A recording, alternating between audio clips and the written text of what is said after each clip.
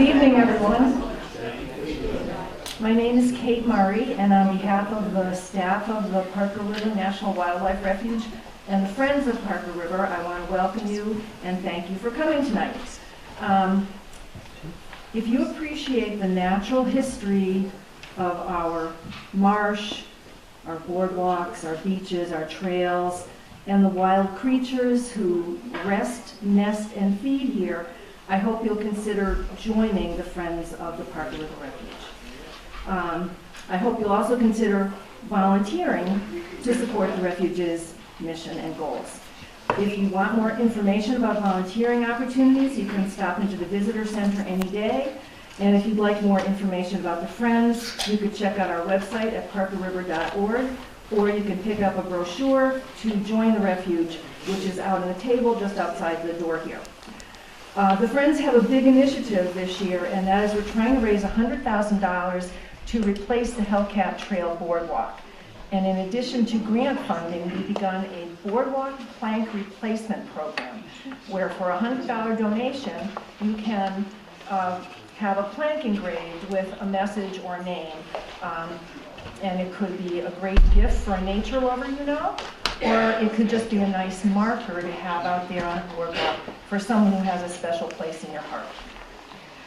The Friends puts on free events such as tonight's program, and we also support the refuge and sometimes our partner, the Audubon, in its programs. And the next one coming up is on February 17th, the Merrimack River Eagle Festival. And Audubon will have live critters from their Drumlin farm, both across the street at Joppa Flats as well as here.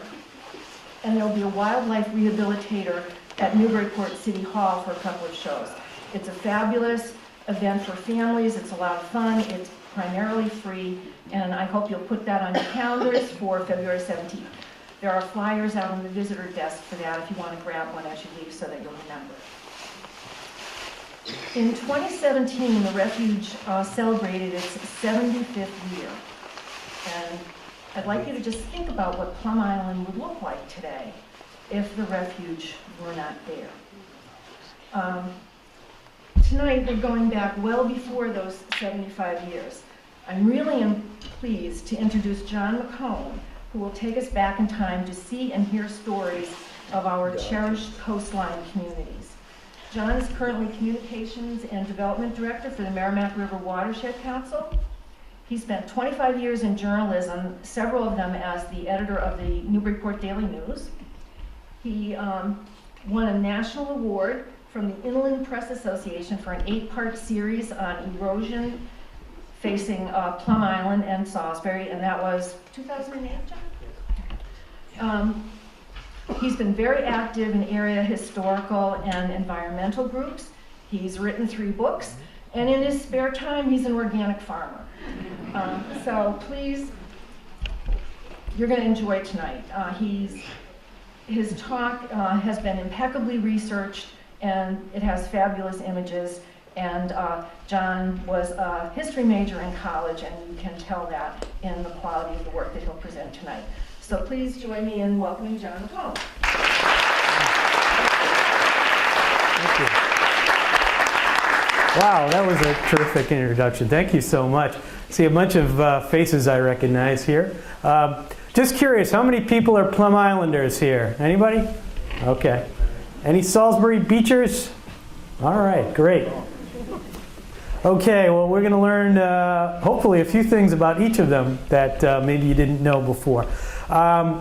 Just give you a little bit of background on this. I had to spend a lot of the summer on the beach this year researching this, which really was quite a struggle. I'm sorry, I had to sacrifice for this. But it was all worth it. So let's get right to it. This presentation is in memory of a good friend of mine who passed away last year. His name was Alan White. Now, Alan was a journalist, a very good journalist. In fact, he won 2 Pulitzer Prizes. He was a finalist 3 other times. But if you ever asked him about him, he never wanted to talk about him. He only wanted to talk about the fish he was catching off Plum Island and how good the lobstering was and when the beach plums were going to be coming in so he could make his beach plum jam. what the weather was, what was going on in the community. He loved Plum Island, and I think I got a sense from him about how special the place Plum Island is for so many people. Al and I, 2 years ago, collaborated on a little history book about Plum Island and Salisbury. It's a picture book, and that kind of got me, as a history guy, as Kate was mentioning, kind of got the juices flowing, wondering about the history of the two places. Plum Island's pretty well documented. Salisbury Beach is not. So I started to dig a little deeper and deeper and started to find some stuff that I thought was pretty interesting. So that's what we're going to focus on. We're going to have a lot of images from the past. But before we do that, we're going to start out with a geography quiz. Okay? Are there any real local yokels here? You got to get 100 if you are on this. Okay. If you've been here for less than 25 years, you can get like half of them wrong. It'll be okay. All right. So here's an easy one. These are all going to come up during this presentation. This is why the jetties. We all know where they are, right?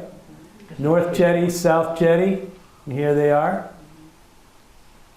The Basin. It's on Plum Island. It's this waterway here.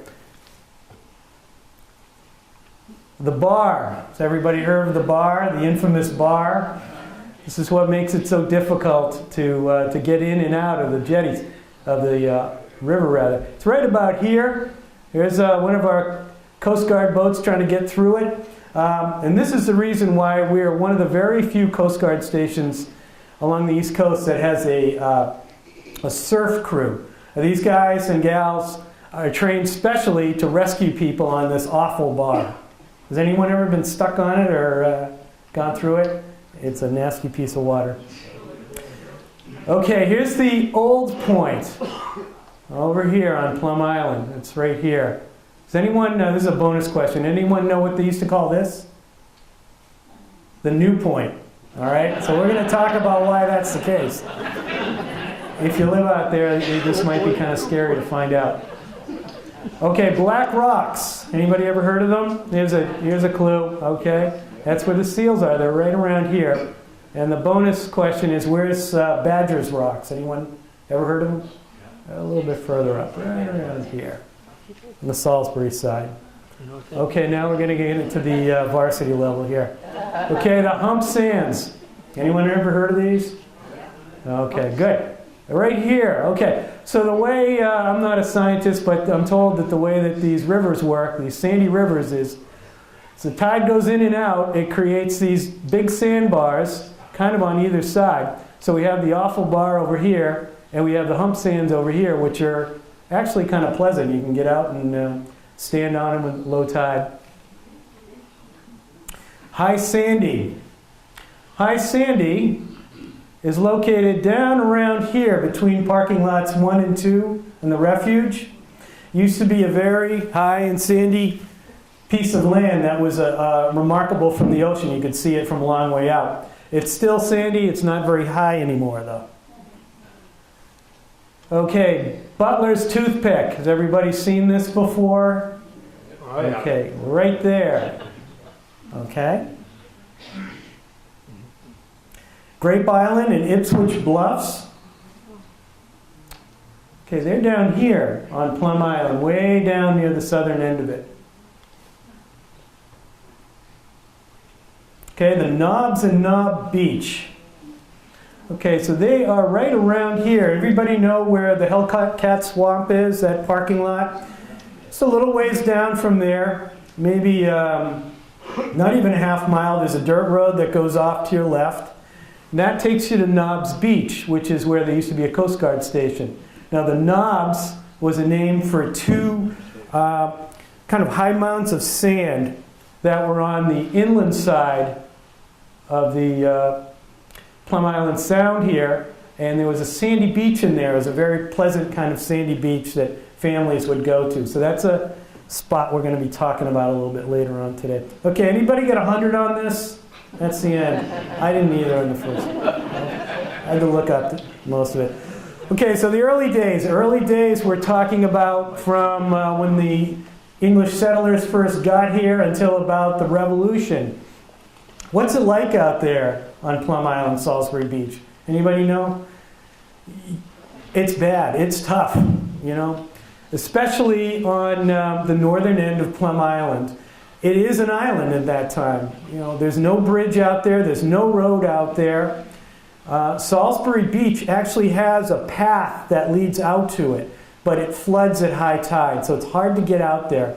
Once you get out there, there's really no water, there's no shelter. People are going out there to collect firewood for the most part. They might be doing some fishing out there. They're certainly doing in the marshes, they're collecting their saltay, and that was really the major value of that area in that time. This is just an image of what's going on out there. One of the interesting things I find about Plum Island in those days is we know where everybody lives now, on the northern end. Back then, nobody lived there. The southern end of the island, where we were talking about Grape Island, Ipswich Bluffs, there were actually some farms down there, so we've almost flipped in where people live on Plum Island. So who owned it? Well, there was a group in Salisbury called the Commoners who owned Salisbury Beach as a whole. There were about 40 of them, 40 men. This goes back to the 1600s, and they owned it in common. In Newbury, there was a same kind of group, about 40 or 50 men, and they were called the Proprietors. And they collectively owned that northern end of Plum Island. And what they would do is, as I said, they would get firewood, and there was some value to what was out there, but it wasn't a place that anyone really wanted to own for themselves. This is a view at looking down around Grape Island in that area, give you an idea of what was going on. Land down there is actually pretty good for farming. You know, you go down there now, you go through the refuge, and you look up at those nice fields that are through there. It's pretty fertile, so that's where some farming is going on. Up at the northern end, we're getting up to the Revolution now, and suddenly something pops up. It's a fort. This is on the Salisbury side of the river, Fort Nickel. Doesn't last for very long. It actually washes out to sea. Now we're going to start to see a little bit of activity. This is on Plum Island. The very first lighthouse goes up in 1788. It's nothing like we think of as a lighthouse today. The problem is there's no jetties out there. The entrance to the Merrimack River keeps moving, and the sandbars are moving around. So from one month to the next, you're going to have to come into the harbor in a different way. So what they would do is they would have, like we have today, the range lights. Are people familiar with the range lights in Newburyport? Well, they had range lights back then too, but they'd have to move them, so they were mobile. So that's what the lighthouse was in those days. But it was so crucial that Newburyport petitioned the state government to build a lighthouse. Didn't do it fast enough, so the Newburyport merchants got together and they did it themselves. So hard to get into this harbor. So what's it like? Well, it's a tough environment on the island, and we have a lot of shipwrecks that are going on. And because it's so remote, if you're shipwrecked on Plum Island or Salisbury Beach, it's like being shipwrecked somewhere in the South Atlantic or somewhere. Nobody's going to find you. So early on, in the latter part of the 1700s, the Merchant Society of Newburyport starts to build little buildings. There's a couple of them on the beach, and they're provisioned with stuff in case you are shipwrecked, that you can get in there and you can survive. They also distribute maps to mariners so that if they get shipwrecked out there, they know where to go. There's only one problem, and that's that people from around here who may not be the best characters also know where these places are, and they keep breaking in and stealing stuff out of them. But they had to have them. Okay. So this is an interesting thing that happens in 1806. So if you know your Newburyport history, Newburyport at that time is a very wealthy city. I mean, this is a booming place. And we start to see the beginning of kind of a tourist economy, okay? So what they do is they build a hotel at the end of Plum Island. This is, as you're going down Plum Island Turnpike today, if you go along, you're going to see the remnants of this little canal which they dug to get to this hotel. They also built the turnpike itself in 1806, and you can see there's rates here. Now, if you were coming out here, they had an excellent game dinner. That's what Plum Island was all about. You were getting away from the city of Newburyport, and you were coming out to the beach.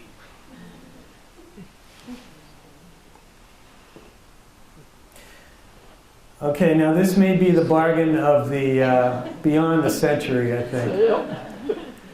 1829, a very far-sighted man, Moses Pettingill from Newbury, goes to the proprietors and says, hey, that Plum Island, I'll take it off your hands for $600. Sounds like a great deal. So they do it. That value today, that would be about $15,700. That's what he paid in today's dollars. 1,200 acres is what he bought.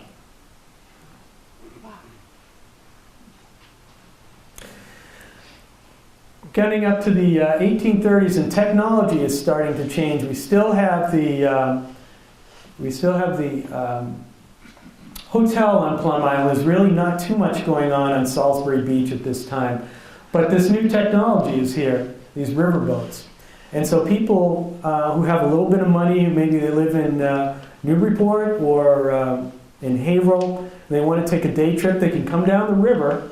And they can start to go to Plum Island, or more likely, they're going to go to Salisbury Beach. And where they're going to go on Salisbury Beach is Black Rocks.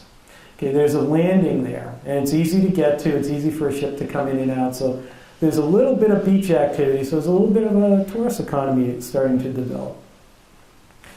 Okay, now 1830, something happens that is really, by today's standard, unbelievable. In December of 1839, there are 3 hurricanes that hit this area in the course of 2 weeks. And these hurricanes completely change the northern end of Plum Island and the southern end of Salisbury Beach. So take a look at this. This is what this is where the river came in 1827, according to a survey that was done by the Army Corps of Engineers. These are the present-day jetties. So these hurricanes hit. The water that comes down the Merrimack basically gets bottled up in Newburyport. There's incredible flooding that happens.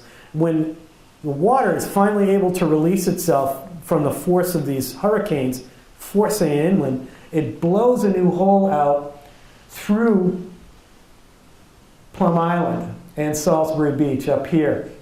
For a while, there's actually 2 mouths to the river. The basin begins to form, and look what you start to see form here. This is the new point. Here's the old point. Here's the new point. So you can see this. How many houses are out here now? I don't know. Hundreds. It was water back then.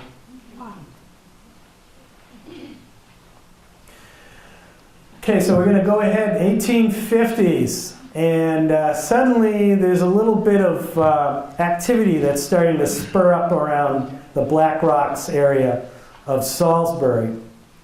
There's some lots here that are being sold off, and some buildings are starting to go up. This is an example of one of them. If you're coming into Salisbury Beach in those days, this is what you're doing. You're coming down this walkway and you're coming into here. And there's a restaurant here. There's a dance hall. You can see there's a little balcony here. You can get drinks. It's a great spot to recreate. Here's another view. Okay, 1861, Salisbury begins something called the Great Gathering. Okay, and what this is, it's a very interesting event that happens. Thousands of Salisbury people from all over the country, it's people who have roots in Salisbury, come back to Salisbury just to kind of gather and to remember what Salisbury was like and to have a great time on the beach. How do they get out here? There was 40 different methods of transportation documented for how people got here. I mean, that's how difficult it was to get out here. But there were, you imagine, thousands of people. They had to bring everything with them and stay out there. So this got to be such a big event that in 1869, kept repeating, 1869, the New York Times decides to come down and check it out, see what is going on in Salisbury. So here's what they say is going on. The sturdy, industrious people of Salisbury, Mass. Met annually on the beach to congratulate each other on the happy results of their labors for the season and to return thanks to divine providence for that grateful thanks. And they also note that it's not actually a festival since there was, quote, even now little of mere amusement afforded, and not much mirth is manifested by anybody. It is emphatically a sober social gathering of people habituated to come together spontaneously, not knowing or needing any special reason for coming. Ouch. It must have been more fun than that. I mean, you're coming from Kansas. I hope so. All right, so this is the first really big piece of infrastructure that goes into Salisbury.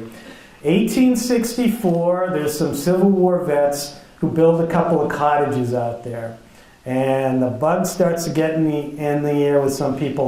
Let's start to build up a section of Salisbury as a vacation area. Now this is down around Salisbury Center as we know it today. So this is really the path of the way you come in now. So here's the old path, I was talking about that's muddy and mucky. Nobody wants to go down. So if you pay a little toll, you can come in this way and keep your feet dry. Here's another look at it. Here it is there. There's the old, you can see the water in the old road. There's the toll taker's house. Here's another view of what you would see. This is around the 1870s as you're coming on to Salisbury Beach. There's a hotel, the Atlantic, right there. 1873, Ben Butler's toothpick goes up on Salisbury Beach. Anybody know who Ben Butler is? They used to call him Old Goggle Eyes. I don't know why. But, Ben Butler was a famous or infamous, if you're from the South, Civil War general. He was our governor of Massachusetts, and he was also an industrialist. He had a factory in Lowell, and old Ben Butler wanted to be able to get ships up to his factory, and so he had Butler's toothpick built at the mouth of the river. What's that? Yeah, he's kind of a distinguished looking man. So meanwhile on Plum Island at the same time, this is what's going on. There's really, apart from the hotel, there's really no buildings at all. If you're going to go out to Plum Island, you can go out on the turnpike or you can come in on one of the steamships. Most people are tenting because remember the Pettingill family owns pretty much all of Plum Island. And you might be able to lease a little piece of land from them for short money to put up your tent. But there's nothing else out there. So that's what a lot of people are doing. They're tenting on Plum Island. And it becomes kind of a summer community. The Plum Island lighthouse right around this time is moved from the old point to the new point. Because the new point is so now established that the old point is too far from the water. So we're starting to see kind of a little bit of development going on that new point, northern end of Plum Island. All right, now this is a really interesting building. This is one of the first buildings built on Plum Island. This is the Coast Guard station that was built at High Sandy. And you can see the crew here. And this is a life-saving station, actually. I can't even imagine what it must have been like in those days trying to do this. I mean, these guys, You know, shipwrecks don't happen on nice sunny days when it's warm, right? Worst weather, it's cold, you know, you're risking your life to get out to them. So that's what these guys did. These are mostly volunteers. Here's the building, and here's that same building today. Actually still stands on Plum Island. This is on 45th Street. And I'm going to flip back for a second, take a look at some of these details here, and you can see them there. Wow. It's lost that, but so that's a building historically that we ought to keep an eye on. So how do they rescue people on ships? Anybody? This is how they did it. This looks like they're attacking the ship. No, they're not. They're actually rescuing it. So, this thing right here is called a Lyle gun. Okay, it's actually a cannon, just what it looks like. Instead of firing a cannonball, you're firing what looks kind of like a grappling hook, and it's got a rope attached, and that rope is in this box. And these things had a pretty good range on them.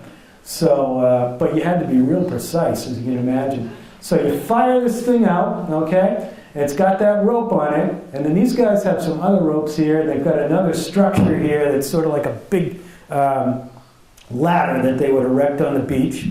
Okay, and the guys on the ship would take this grapple that would have been fired out to them. They'd get it way up in a mast. And then this line would kind of have an angle back to the land. And there would be a pulley system. And there would be this, what looked like an enormous pair of underwear that you would slip yourself into.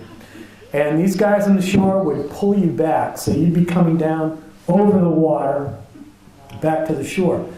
But there was really no other way to rescue people. It was either that or you might drown. So that was the best technology of the day. They kept using these things until the 1950s. That's how effective they were. Wow. Sick. Okay, so this is an example of one of the life-saving stations. This is the Knobs Beach Station. So this would have been, as I mentioned, down around the Hellcat Swamp area. Yeah. Here's a look inside. They all had dogs, and I think all the dogs had fleas because they can't stand still for the picture. Anyone recognize this house? All right. This is the oldest cottage on Plum Island. They took that down, didn't they? This is the Simpson cottage. It was built in 1880. And this was the Pettingill family. By now Moses is long in his grave, and some of his children are selling off a handful of pieces of land. And this is one of the pieces that they sold off, this really beautiful bluff that house still sits on today. So let's travel down to the southern end of Plum Island, totally different story. Now this is the area where we're talking about where there's nice fertile lands and it's kind of easier to get to. So there's a lot of people from Ipswich in that area who are coming in here, and they've built themselves a summer colony. Here's how they're getting to it. They've got these beautiful docks down there. Here's a look. That over there is Great Neck. See, nothing over there. This house, anyone recognize this house? Here's another view of it. This is the Atlantic House. And this is it just a few years ago. It was the last house of all those buildings to survive. Now when the Refuge bought, this is a legacy of the Refuge of buying the island. Well, certainly it saved it from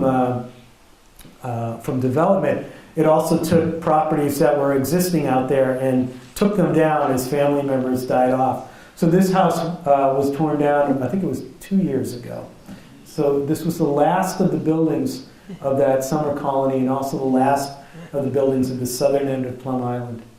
So now today you can actually visit where this building was. The Refuge has built this great trail that goes out from parking lot 6. It heads in the Ipswich direction, the inland side. You can walk out onto this lovely piece of land where this stood and you get a sense of what that summer colony must have been like out there, sitting high on a bluff. Okay, so we're going to move forward a little bit in time here, and this is the early 1880s, and you saw that enormous shift that was going on at the mouth of the river, right? I mean, this is scary. If you're trying to operate a shipbuilding business, or there's some kind of business that's oriented to the sea, you don't want that river mouth moving around. So they decide to start building the jetties. So the idea of the jetties is that they'll hold the location of the river mouth in place, and they'll also act as a funnel to blow out that darn bar that's out there, okay? So they succeed in one of those, and that is that the river mouth stays at about the right place. But as you may know, we keep having to dig the bar out every few years so ships can get over it. Anyone ever heard of this guy? I never had. This is probably the most important Newburyport man that nobody's ever heard of. Edward Payson Shaw. He's born in Newburyport in 1841. He becomes very important to the rest of what we're going to talk about. Real smart guy. Goes to school until he's not very old and decides he's smarter than school. He's got a great business acumen, and he's right. By the time he's 22, he's got a horse livery business, and he's taking people back and forth to Boston from Newburyport. And he's just got one of these guys. He's got an eye to the future, and he knows what's coming ahead. And he's looking around at the landscape around him, and he realizes that he can capitalize on all of this movement of people going to the beaches and trying to get around.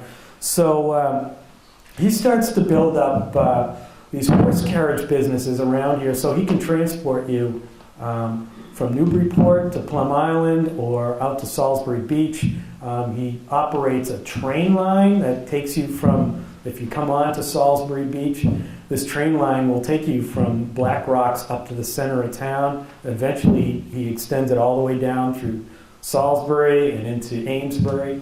If you're going to the beach, Edward Payson Shaw is getting you there. So he's getting a piece of the action on all this. He starts to buy up any land he can find. That's actually a lot of land in Newburyport. And any piece that he can get on Salisbury Beach or Plum Island. One of the places he buys is the Plum Island Hotel. This is what it looks like by the 1880s. It's had a humongous expansion on it. And this is the perfect place for E.P. Shaw to kind of center his Plum Island business on. He buys it for $1. I still haven't figured out how he did that. Just curious, anybody live in Newburyport near the corner of Woodland and High Street? Anyone in that neighborhood? If you go down through there, take a look. It's just beyond where you would go into the highway, into the hospital as you're heading out to the highway. There's an old white house on the right-hand side. That's where Edward Payson Shaw lived. That was his house. He had a big field behind him. He cut it up into a subdivision. There's streets all through there, and those were all developed by him. So he's really quite the real estate mogul. Here's another view of the hotel. Another view. It gives you an idea of some of the infrastructure they're building up there. You can see there's a gazebo here. It's a little building for meetings in here. It's it's an attractive place for people to go. Another thing they build is the pavilion. This is where where Addie Mays is on Plum. As soon as you come onto Plum Island, you go straight out to where Addie Mays was. Well, that's where the pavilion was too. It's the first building that was built on that site. And the neat thing that people remarked about, it's kind of hard to see in this picture, but this is the ocean out here, okay? So people are sitting on these steps here, and there's a performance that's going on here, and they're looking out beyond the performance at the ocean. So it's a beautiful setting. People love it.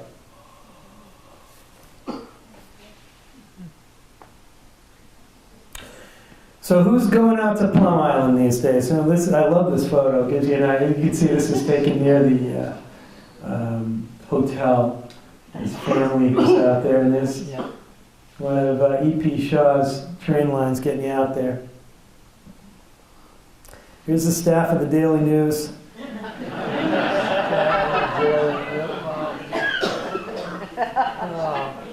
These guys are down in Ipswich Bluffs for the day. Big band. I love this photo. The fact that the guys have bowlers while they're out clamming. This is up by the northern end of Plum Island. This is interesting too. You recognize this structure? Anybody go boating out there in the basin? Okay, so this was, do you know how this is built here? It's kind of interesting. This was another way that they were trying to prevent the island from falling apart. This was put across the basin, hopefully to prevent the ocean from deciding that it wants to open a new channel going that way. So some of this is still standing today. This is original fake news from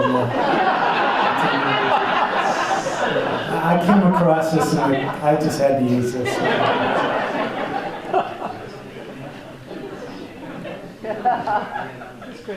Okay, we're going to talk about Salisbury Beach for a little while here and talk about how Salisbury develops.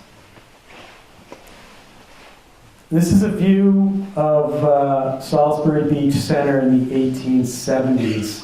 So if you think about what's going on in Plum Island, really all it's got is that hotel and a bunch of tents. Salisbury Beach is starting to explode. This time there's about 100 cottages out there, and they're all built on this land that they've leased from the commoners. Pretty much nobody owns their own parcel out there. Okay, here's another view. E.P. Shaw is getting you out there again. And this is around the 1890s. Anybody know that they call it the roller toboggan back then. The roller coaster was invented here. Did anybody know that? I didn't know that before. It was actually invented by a Newbury porter. His name was Stephen Jackson. And he called it the roller toboggan. In 1885, he built it at Salisbury Beach. And it worked great until some poor kid got killed on it. And so that ended it.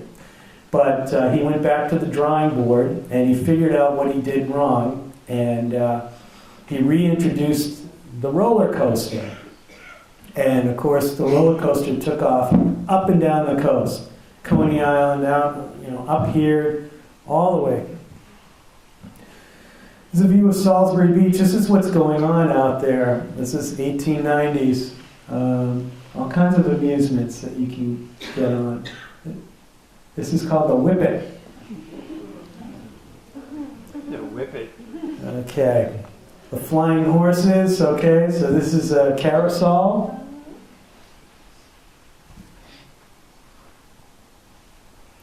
These people look like they're having a blast. I don't know. But, I can't imagine going to the beach in that clothing, but that's the way it was. Great bathing. So Salisbury, as you can see, Salisbury is attracting huge crowds of people, okay?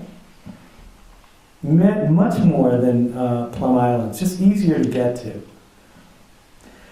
So Salisbury there's a lot of shipwrecks that go on in this period. You probably read about that. There are hundreds of shipwrecks going on along the coast, and Plum Island and Salisbury Beach are no exception.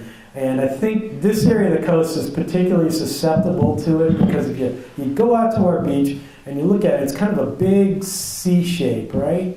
With Cape Ann sticking way out. So if you're in a nor'easter, the wind is driving you against these beaches. So if one of these poor ships gets caught in that, you're done. You can't get out of that area. And that's what happened here. This is in 1894. This is the Jenny Carter.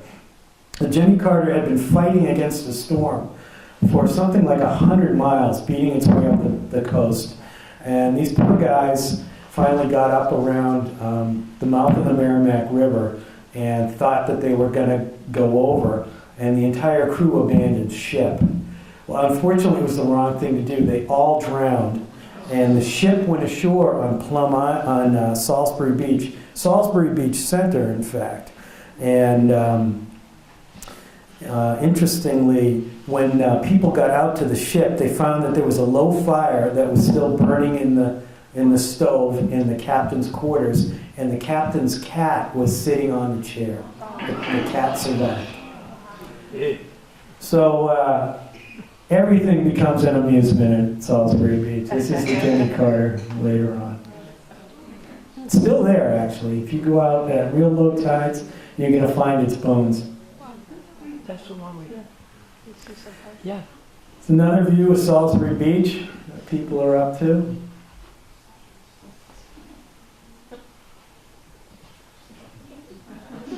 Well, of course. Ducks. Okay. Okay. Now this is looking at. This is called the Cushing Hotel, and this is built by E.P. Shaw. This is the biggest hotel in Salisbury Beach.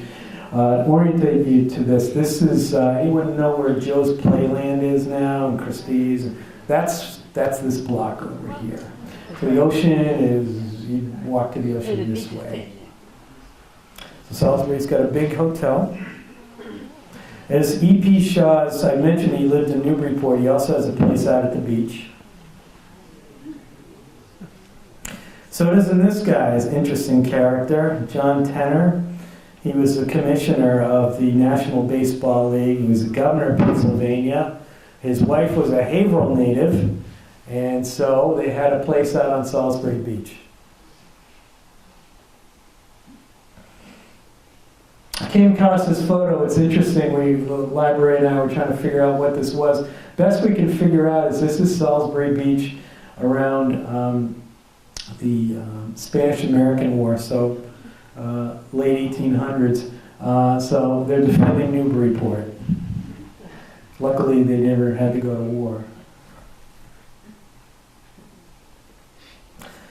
Okay, we're going to look. This is a very interesting period of a lot of changes that are going to go on. And so we're going to take a look at what happens here. This slide got out of order. Okay, I've slipped up that one. Okay, so I want to tell you a little bit about what's going on at Salisbury Beach, just so you get a sense. Let's say we're standing there in 1900. Let's look around and let's see what's happening. So here's a description. A street railway has been constructed along the length of the beach. On the ocean side, there are cottages for summer occupancy, and on the western side of the dunes, a large number of houses have been built, and hotels, shops, boarding houses, places of amusement, and other buildings have been constructed.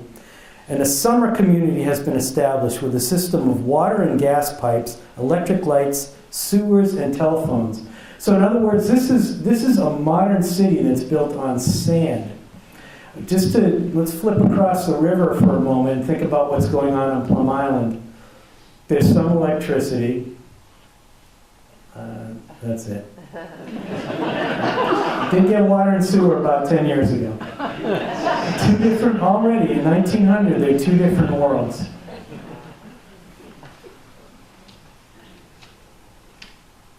Some other views.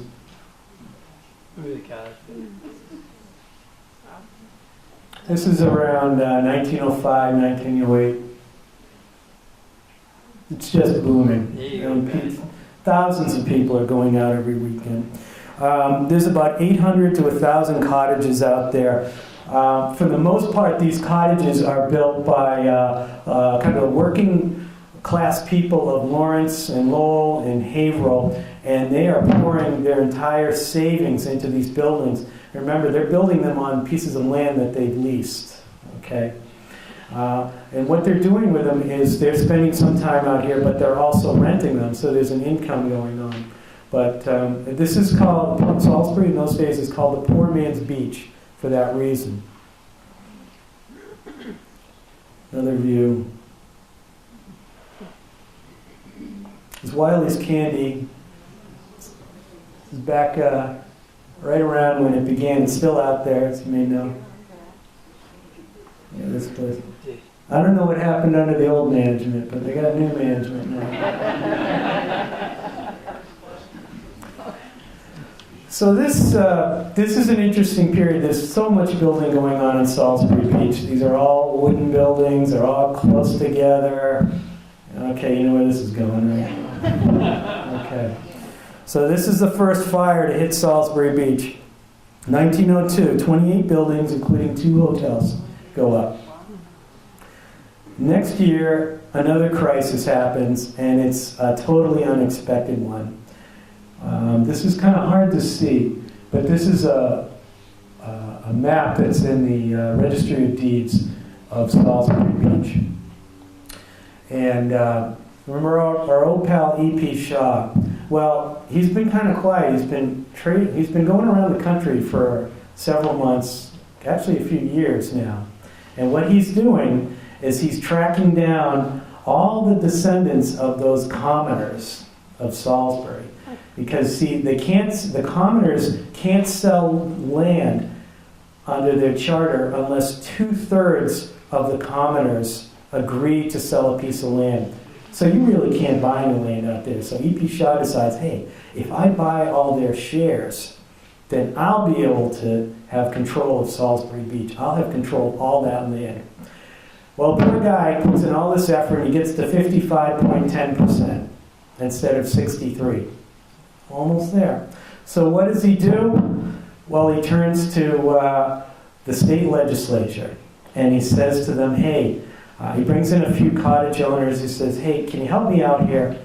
Can you just change a couple of words in this document? It would help out a lot. Can you change it so that instead of saying 2/3 of all of the members of the commoners, it's just 2/3 of the commoners who were in the room at the time of the meeting? Sure, we can do that. That sounds great. So they do it. What happens next? Well, E.P. Shaw then takes this promise that he had made, which was that he was going to sell parcels to people for low money. Instead, he jacks up their rents. And he's got some other mechanisms in his head of what he's going to do. So people, of course, think of who these people are. This is their life savings for a lot of these people. They don't own the land they're on. They're basically held hostage. So they then turn to the legislature and say, you created a huge problem. What are you going to do about it? So the legislature starts thinking about it. Meanwhile, another big fire, Salisbury Beach, this time much bigger than the last one. 64 buildings go up. Most of them are unoccupied cottages, luckily. This is in the fall.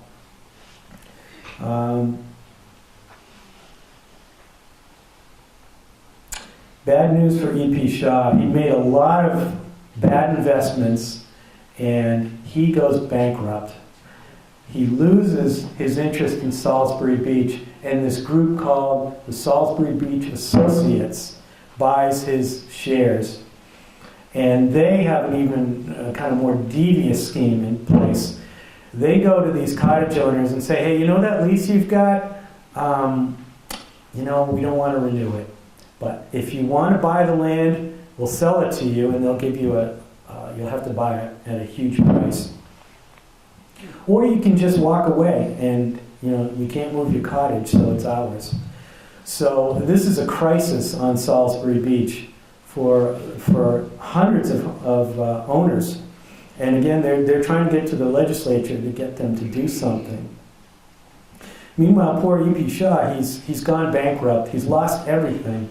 He dies 3 years later, a pauper. The next year, the state legislature does something. Anybody heard of this place, Salisbury Beach State Reservation? This is the legislature's answer to basically the wrong that it inflicted on the people of Salisbury with this commoner's decision that it made. It decides that it's going to take a huge amount of land on Salisbury and reserve it so that it can't be developed. Now this is fought tooth and nail by the Salisbury Beach Associates. They call it socialism. Okay? So Goes to court, and it goes on and on and on for years. It gets settled in the 1930s, and the reservation that we know today is born of this. We're not done with the fires, unfortunately for Salisbury. This is the worst of the fires.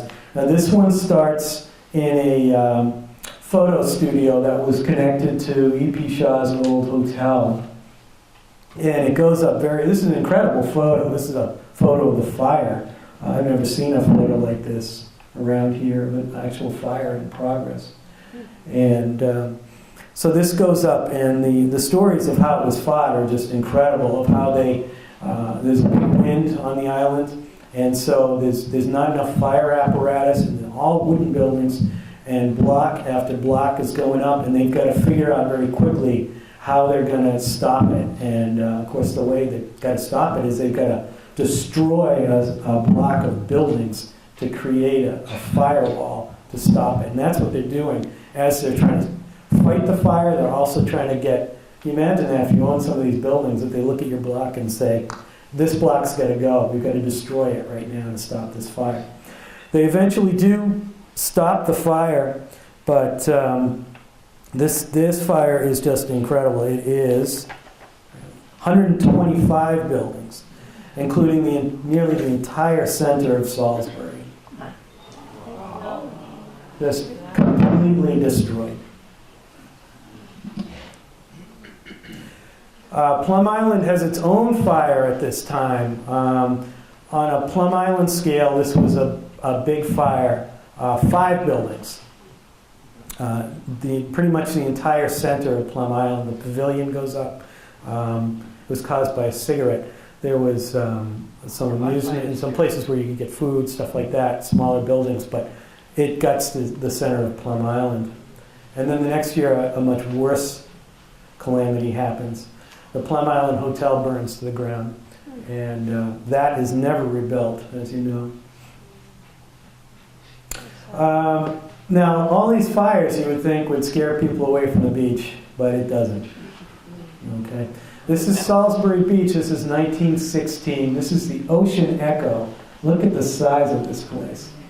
So this is as you're coming into Salisbury Beach Center today, you're driving down towards the water, and this would be on the water and just a little bit to your right. This enormous building going out. There's some views that look like from there. You get a better perspective of how big it is. So that's kind of the end of where the pavement ends even today. Look how far out it goes. 1916. Here's the inside.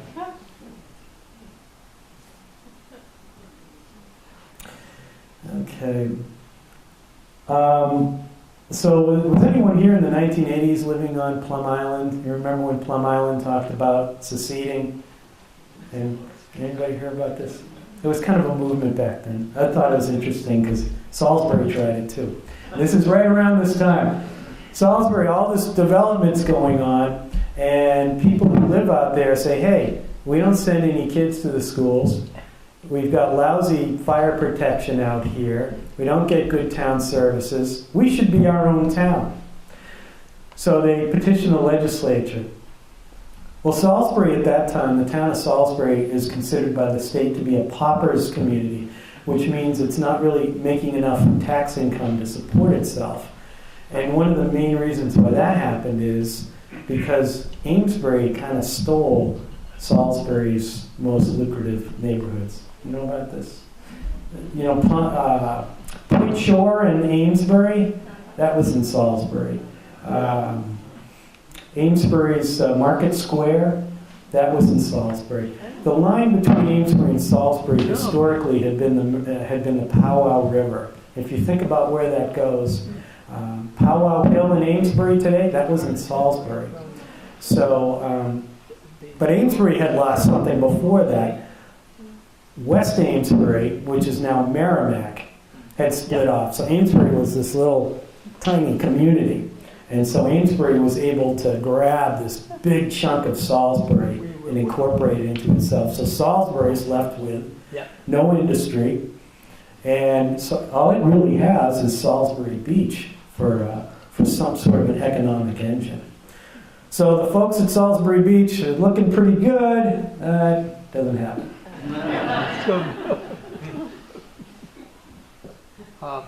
Okay, we're going to head into the 1920s. This is a really important period for both communities, particularly Plum Island. Okay, 4 years after it's built, the Ocean Echo burns to the ground. But it's rebuilt, and this is it. This is the new Ocean Echo. It's not quite as big, but it's got some great entertainment. More people hanging out on the beach behind it. Here's another Salisbury Beach invention, Dodgem Cars in the 1920s. This was invented by a pair of Methuen brothers who were, I believe they were bicycle mechanics. And they came up with the concept of the Dodgem Cars. All right, we're going to head over to Plum Island. This is a vintage postcard. So what's going on Plum Island? All right. Well, there's some cottages that are going up on that old Pettingill piece of land. Remember the Pettingills? Most of these are leased from the Pettingill family, these parcels. Anyone recognize this building? Yeah. The Oliver House, right. So this was, unfortunately, just went down about 3 years ago, but this is one of a couple of hotels that were on Plum Island at that time. You can see the lighthouse, where it is now, actually, in the background there. It's an example of some of the houses that were out on Plum Island. 1920, this is a big change for Plum Island. The Pettingill heirs decide that they're going to sell the family property to the Plum Island Beach Company. And they sell it for $100,000. Remember what their granddad paid for it? $600. Okay, so they did all right. That value today would be $2.9 million. That's the equivalent today that they buy it for. The Plum Island Beach Company immediately wants to make it clear that it's creating a whole different place than Salisbury Beach here. And here's how they describe it. Okay. They have a policy against the, quote, many commercialized so-called amusement enterprises which have spoiled so many beaches. Here's another piece of their marketing material. Quote, nowhere could mothers be so free from care as here. They just turn the children loose without a worry, knowing that they are perfectly safe and will return when hungry. They are not brought into contact with those undesirable elements or enterprises which tend to influence children unfavorably. So, ouch.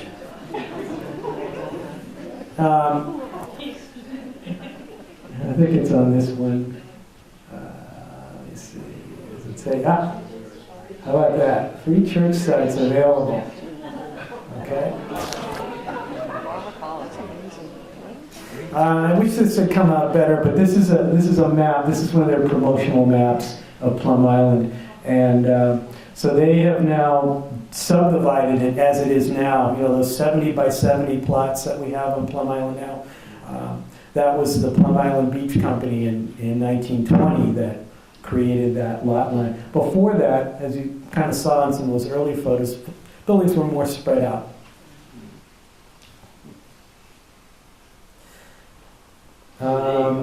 Plum Island, this is where the pavilion was, so they rebuilt it. There's a dance hall out there. But what Plum Island was really known for was it's a place where you're going to go and you're going to be much more in touch with nature. And you're going to be hunting and you're going to be fishing, and I guess the kids are going to be out all day, you know, playing in the mud, perfectly safe and on the beach, having a great time. There's a duck hunter in the, I believe this is in the, looks like the Payson to me. Okay, so Plum Island's, the number of birds and the amount of wildlife on Plum Island is attracting naturalists as well. So you've got the hunters and the naturalists who are attracted to this. And one person in particular makes an enormous change out there. 1929, Annie Hamilton Brown left money to a group called the Federation of Bird Clubs of New England to buy a bird conservation area somewhere. And they decide Plum Island is the perfect place. So they buy 600 acres down near the southern end of the island. And they gradually keep expanding it to 1,500 acres. And in 1942, they turn it over to the Parker River Wildlife Sanctuary. So this is the origins of Parker River. Is this one grant from 1929. And here's one of the Parker River's early book covers. All right, so we're going to talk about what happens after the war years. Anyone know who this is? Rachel Carson, that's right. Okay, now I don't know if I'm going on a limb on this, but I'm going to argue that if it weren't for Plum Island, Rachel Carson would not be the famous person we know now today. Okay, and here's my argument.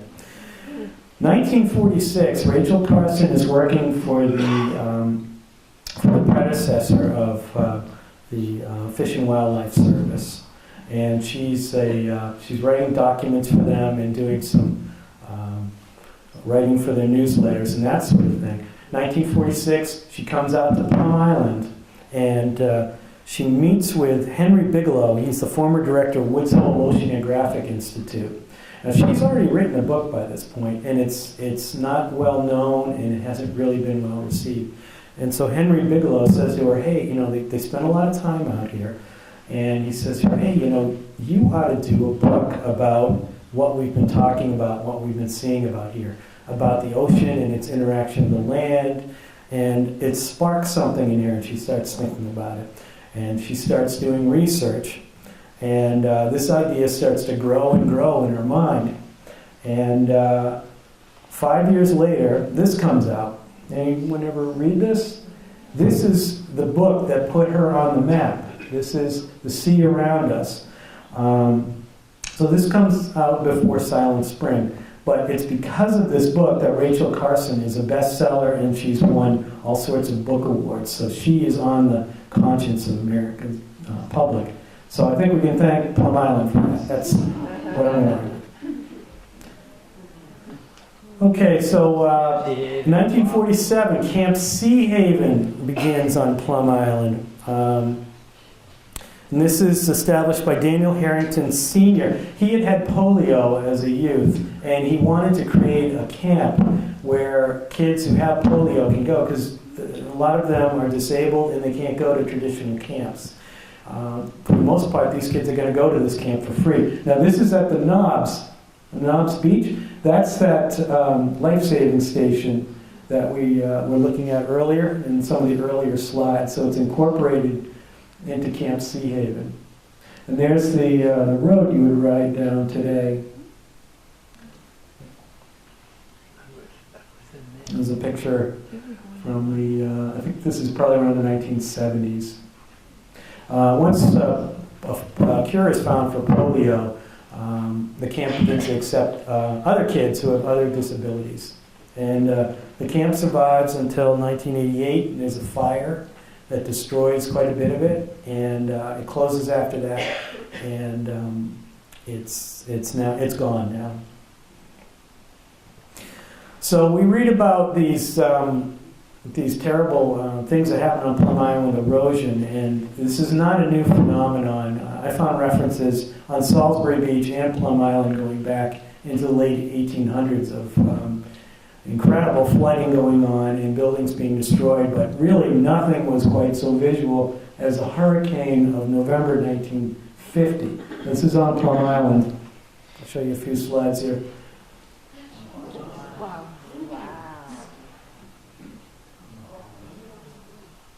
This is Northern Boulevard right here. Now this is the thing that happened that really scared people. Here's the Payson in the background. And look how narrow that is right there. They were afraid that was going to break through finally.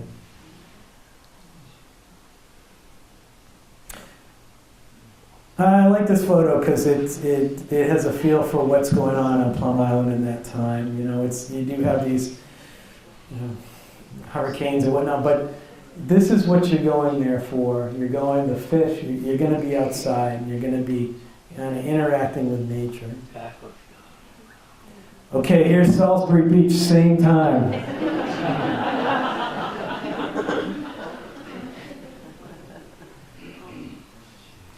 Okay, this is Frolics. Now this is the old Ocean Echo. Remember that? But you can kind of see it had a big tower on it. They've completely redone it. And here's the interior. And this is quite a place. Yeah, the flowers. We've been in there. It's the exterior again. We were in there one day.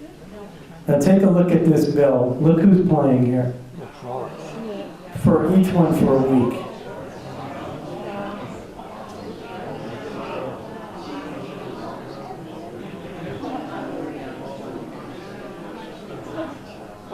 My God. I don't know. I'll probably right now. So Salisbury Beach is on the entertainment map in a big way. All the top line acts of that day are going to Plum Island, Salisbury Beach rather, and staying for a week apiece. So when people talk about this heyday of Salisbury Beach, you can see it is it's an entertainment mecca for this region. So that's the 1950s, and that's the rest is history, as they say. We're going to end right there. But I'd like to thank these organizations that helped me to put this together. They all had great help from me finding these images and finding the documents that went along with this. So, thank you.